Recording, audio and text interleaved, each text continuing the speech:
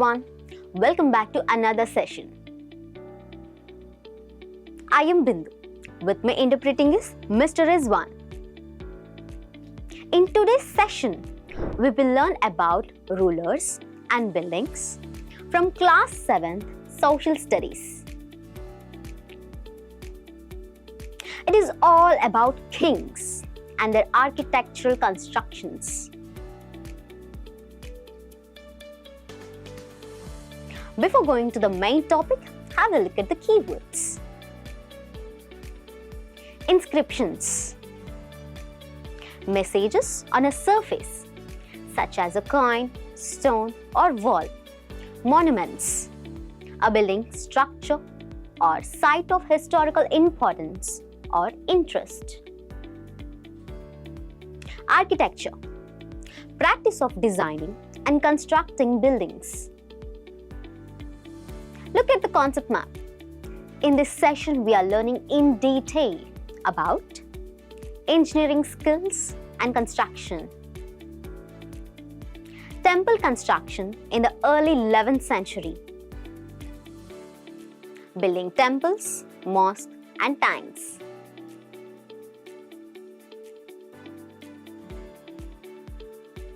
Imperial style of the Vijayanagara period. Gardens, tombs, and forts.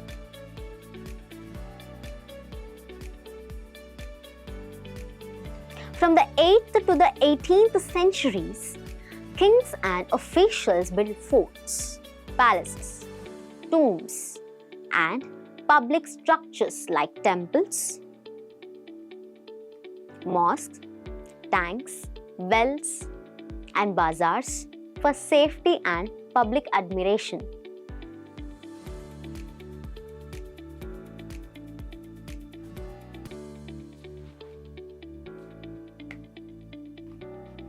Merchants also constructed temples, mosques, and wells, but their large homes, known as havelis, have only been preserved from the 18th century onwards.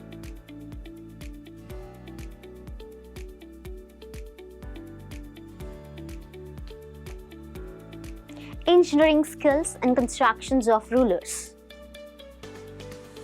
Between the 17th and 10th centuries, architects started adding more rooms, doors, and windows to the buildings. Roofs, doors, and windows were still made by placing a horizontal beam across two vertical columns, a style of architecture called trabeate or corbelled. Temple construction in the early 11th century. The Kandariya Mahadeva temple, dedicated to Shiva, was constructed in Khajuraho, Madhya Pradesh, 999 CE by King Dangadeva. The plan of temple of the Chandela dynasty.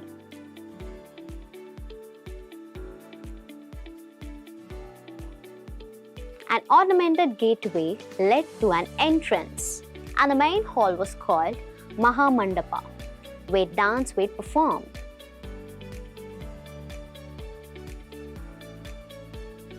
The image of the chief deity was kept in the main shrine. This was the place for worship where only the king, his immediate family, and priests gathered.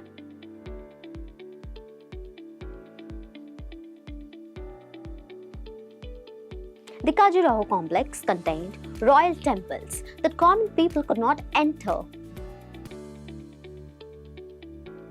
The temples were decorated with elaborately carved sculptures.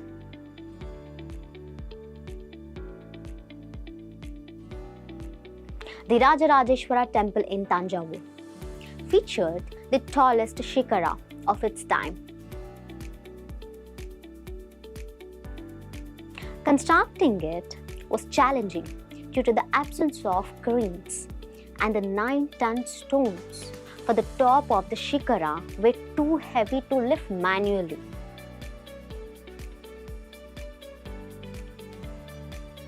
So, Builders created a sloped path over 4 kilometers long, using rollers to transport the stones to the top.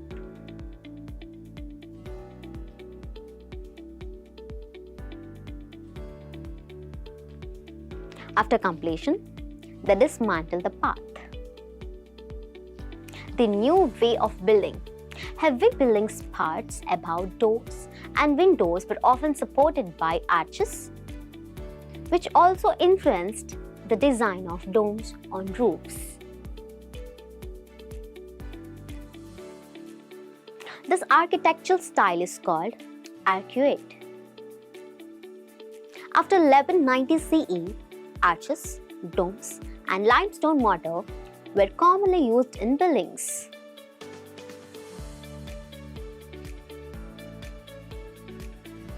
Infrastructure by the kings.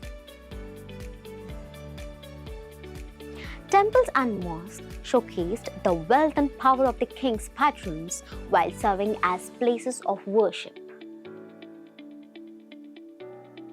King Rajarajadeva built the Rajarajeshwara temple for his favored god, choosing similar names to appear godlike and attract good luck. The Kakatiya capital, Orugallu, centered on the Swayambhu Shiva temple, showcased the ruler's power. Grand temples symbolized the king's realm, and communal worship highlighted divine rule, with kings and nobles donating land, gold, and jewels to support the temples.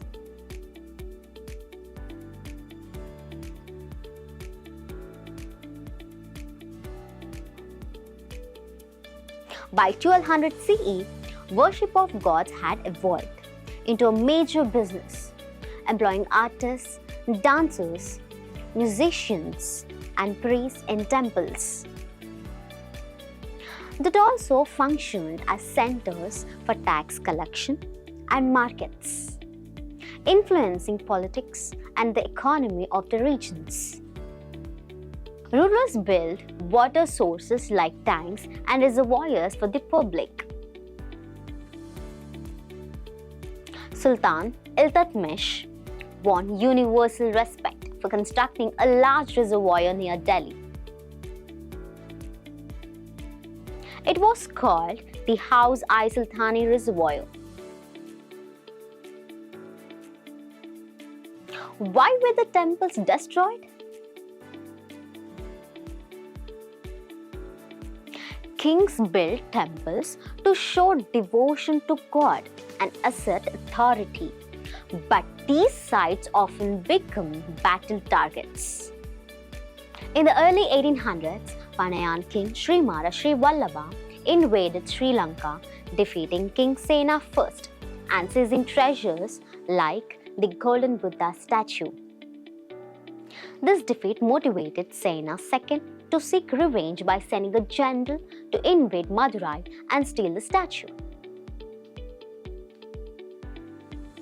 In the early 11th century, Chola king Rajendra I constructed Shiva temple filled with invaluable statues from defeated rulers.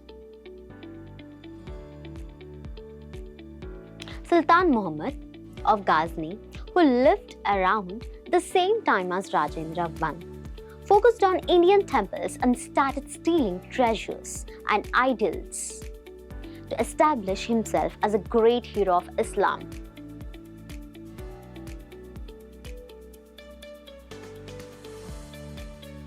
Throughout the Middle Ages, rulers showcased their power by looting enemy places of worship. Imperial style of the Vijayanagara period. The city of Vijayanagara, established by the Rayas as South India's capital, showcased the empire's architectural styles through large temples dedicated to Sri Virupaksha, Ramachandra, Krishna and Vittala, influenced by the Chola and Pandya rulers.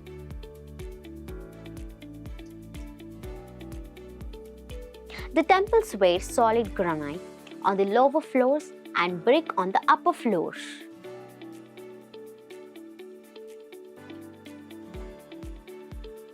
Gopuram symbolized imperial power and often overshadowed the main shrine towers.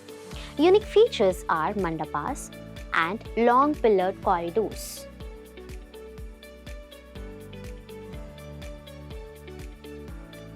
The rulers of Vijayanagara adapted Tamil Nadu temple designs with Sultanate architecture, evident in the Lotus Mahal, Queen's Bath, and elephant stables, featuring elegant arches, domes, and floral decorations.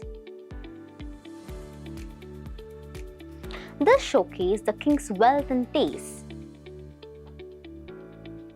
The Mahanavami Dibba, a key structure of the Vijayanagara Empire, stands 55 feet tall and covers 11,000 square feet. Built over 200 years in 3 stages, it has sculpted sides and a wooden pillar-supported cloth canopy.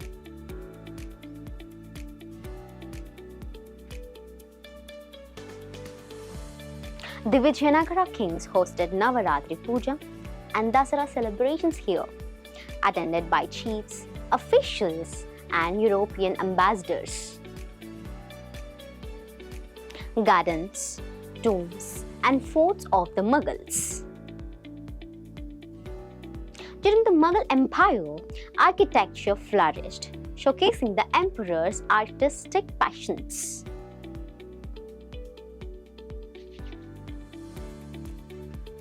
Babur created Chahar Baghs with rectangular layouts and water channels.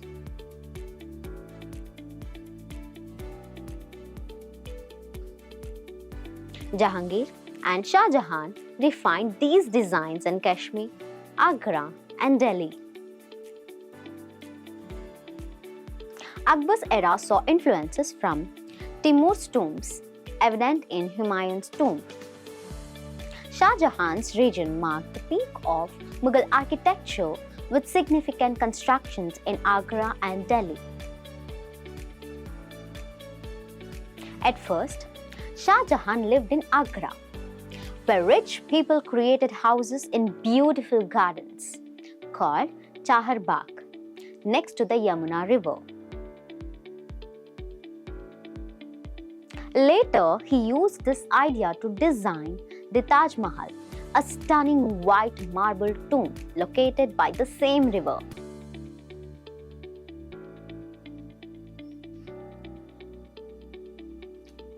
During the Mughal, the Qutub Shahi kings of Golconda, now Hyderabad,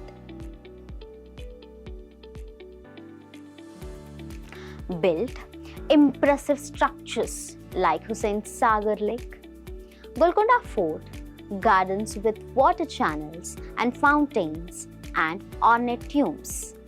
The famous Charminar and Mecca Masjid were built during their rule.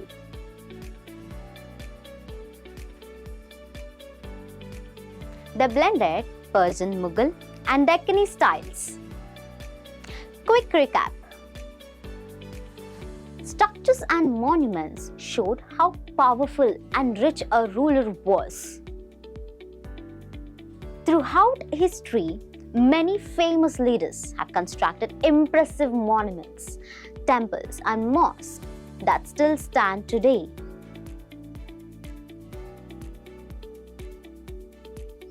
Buildings were expanded between the 7th and 10th centuries with more windows, doors, and rooms.